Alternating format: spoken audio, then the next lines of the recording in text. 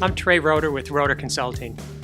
For the last 20 years, I've been focused on helping organizations get stuff done.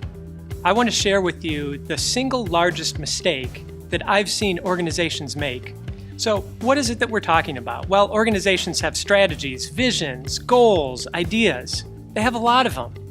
And the executive team tends to push those down on the organization, and it often doesn't work. The executives think that the team isn't working hard enough, or maybe doesn't understand the vision. The team thinks that the executives are pushing too much on them. So what does an organization do? Most commonly, they buy a project management software tool. That is, in our experience, absolutely the wrong thing to do as a first step. That might come later, but that's not the best first step. Project management is about working with people. It's about getting buy-in. It's about getting support for your ideas.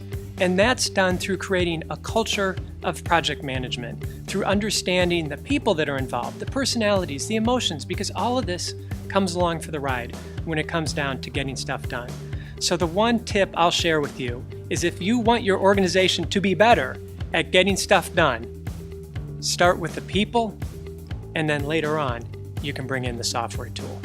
Here's what I mean. People tend to support or resist change for one of three reasons: rational, emotional, political. And how you handle with each of those three is very different.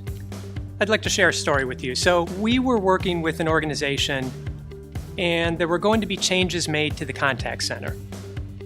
We, as consultants, had articulated a rational, logical argument for why the contact center and indeed the overall business would be better served by these changes.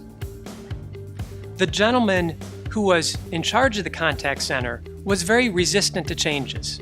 So initially we were focused on our rational message. Yeah, here's the ideas why it's a good idea to change this contact center. But it turned out that his resistance had nothing to do with the logic. It had to do with the emotions. He had started this group, he was closely connected to it, and with the politics. Because if this group got smaller or went to a different place, it was going to mean less influence for him in the organization. So when you're looking at getting stuff done in your organization, it's important to always think in terms of rational, emotional, political, because that's how people in the real world interact, and how you respond to those three is going to be very different.